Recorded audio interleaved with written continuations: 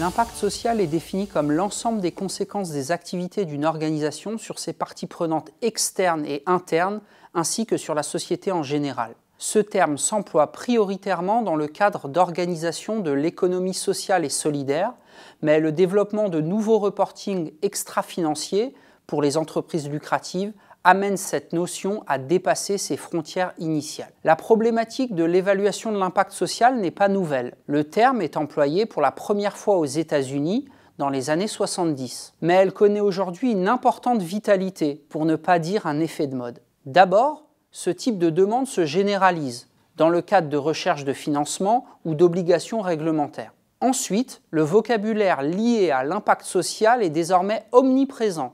Les guides d'aide à la mise en place, dispositifs d'accompagnement, événements professionnels se multiplient et de plus en plus d'acteurs interviennent, notamment pour proposer des services de conseil. Dans les faits, l'évaluation de l'impact social repose sur des méthodes très hétérogènes qui vont d'outils classiques de reporting qui intègrent une dimension impact, tableau de bord, rapport d'activité, jusqu'à des outils formalisés directement prévus à cet effet. Le fameux SROI, pour Social Return on Investment, par exemple, est une méthode qui cherche à traduire monétairement la valeur créée par l'action et à la comparer avec son coût. D'autres méthodes formalisées existent, comme les sociogrammes ou les méthodes d'évaluation par expérience aléatoire, pour lesquelles on compare un groupe test et un groupe témoin n'ayant pas profité de l'action. L'évaluation de l'impact social répond à deux types d'objectifs. D'abord des objectifs externes qui renvoient au fait de rendre compte à des partenaires, notamment en vue d'obtenir des financements. Ensuite, des objectifs plutôt internes qui renvoient à l'amélioration des pratiques de l'organisation. Les démarches d'évaluation de l'impact social finalisées participent clairement à légitimer l'organisation en externe. En revanche, la contribution à l'amélioration réelle des pratiques internes est plus variable.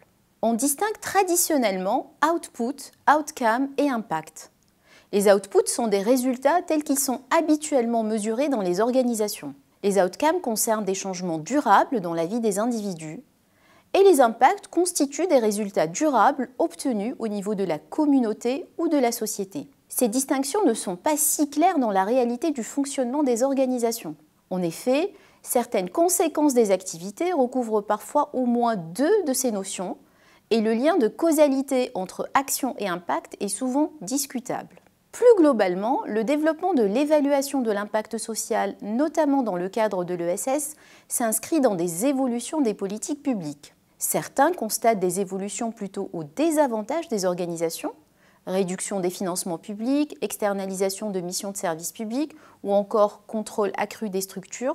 D'autres insistent sur les opportunités du développement de ces outils et mettent en évidence les enjeux de transparence des politiques publiques pour améliorer l'allocation des moyens.